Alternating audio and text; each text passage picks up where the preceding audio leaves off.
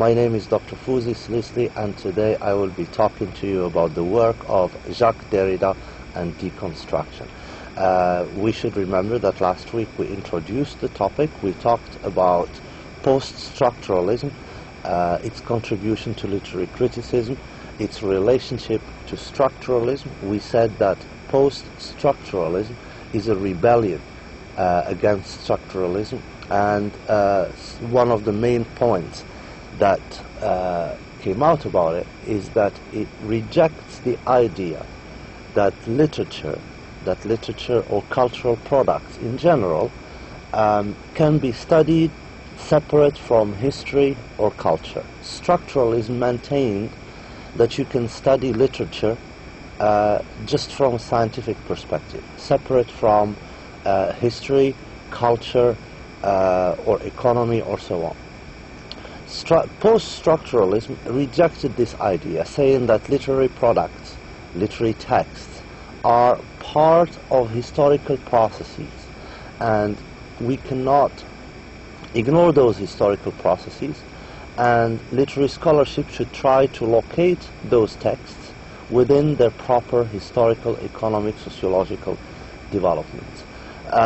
So we talked mostly about the general ideas of post-structuralism and deconstruction.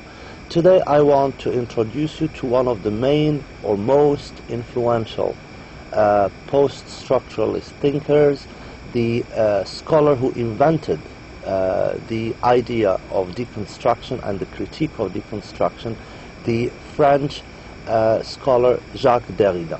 Jacques Derrida was born in Algeria, Aljazair, and he grew up there and studied there, and finished his school later on in France, where he emigrated and became one of the most prominent philosophers and scholars of the 20th century. So,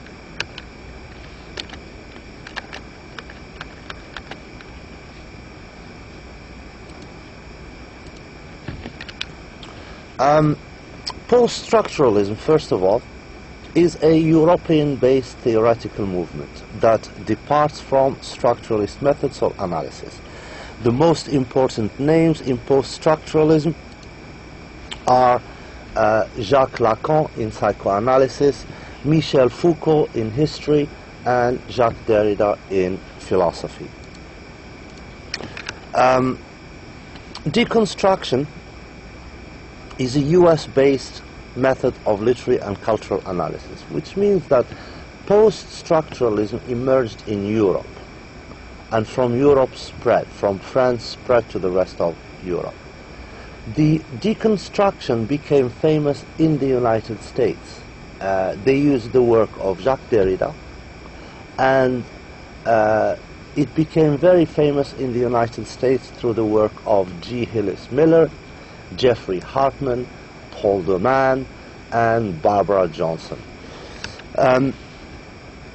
Derrida's central works, he wrote extensively.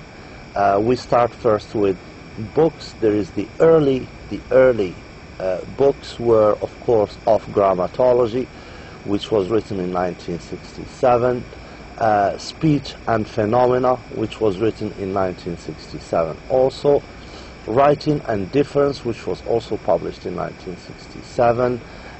From there he expanded into more cultural and historical subjects. So in 1992 he published Acts of Literature. In 1993 he published Spectres of Marx, and in 1997 he published Of Hospitality. Of the most famous articles, there is the article Structure, Sign and Play in the Discourse of the Human Sciences. It was published in 1966. Also appeared in Writing and Difference, and also the famous paper Signature Event Context, which was written in 1977. Derrida's most important ideas have to do with his relationship to language. First of all, Derrida defines language first by what language is not. For Derrida, Derrida radically challenges the common sense assumption about language. For him, language is not a vehicle for the communication of pre-existing thought. So it doesn't work like, we have thought, they exist outside language, and then those thoughts, we put them into language and we communicate them. That's not how it works. Derrida says that even those thoughts are themselves language. Even when a person is sitting by himself or herself and they're just thinking, that's the soul asking questions and responding, right? It's a dialogue inside us. So thoughts are also a product of language, and this is nothing new. Greek philosophers, Plato and Socrates, established this back in 5 BC, so that even our thoughts are themselves language. So language is not a vehicle for communicating pre-existing thoughts. Language is not an instrument or tool in man's hand. Language rather thinks man and his world. So previously we thought that language is a tool that we use to reflect our world. And this tool is like a mirror. It's transparent. There is reality, and we use language to reflect that reality. Well, that's too simplistic. That's not how things work. According to Derrida and post-structuralism, there is no pre-linguistic reality. All reality is produced and created by a discourse. So that means that there is no reality except as we see through discourse. Without language, we cannot prove the existence of anything. Even my own existence, I cannot prove my existence except by using language. And if I don't have to use language, I would have to use a document or a passport or a residency paper or some document of some sort. But they are all products of language and signifying processes. Without language, we cannot produce, we cannot reflect reality, we cannot produce reality. So in that sense, language is active in the production of reality. We construct reality through language. Language is not just a transparent tool that we use, but it's a very active, the most important item in constructing reality, in constructing even our existence, our persons, our selves. Our language is the central, most important item, without which none of this would be possible. We couldn't prove the existence of the world, we couldn't establish the existence of anything. So language is not an instrument or tool in man's hands. Language rather thinks man and his world. Language is not a transparent window onto the world. The world is created and produced by language. For Derrida, language is unreliable. It's unreliable.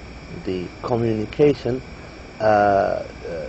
happens only when we put so much effort to limit the noise, that what linguists call noise. These are the elements that prevent communication from happening. So language is very unreliable. There is no pre-discursive reality. Every reality is shaped and accessed by discourse.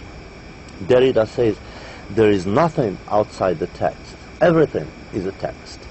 Texts always refer to other texts. And Frederick Jameson, the famous post-structuralist from the United States, talks about the prison house of language. That's the title of his famous book, The Prison House of Language. As humans, he says, we are trapped within language. We cannot exist outside language.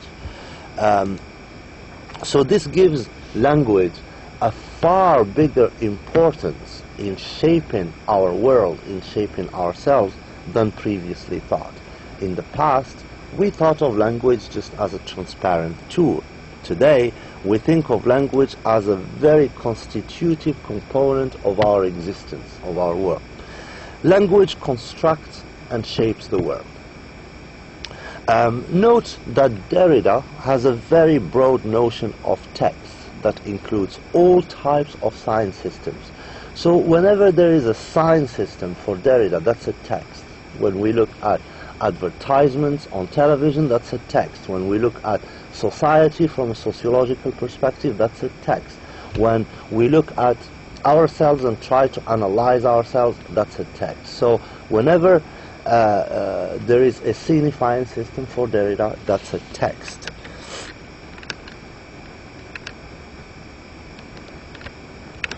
And so these are some of the most important ideas for Jacques Derrida. It involves mostly the definition of language, not as transparent as previously thought, but as a far important, a more important component in shaping and in constructing reality and in constructing the world.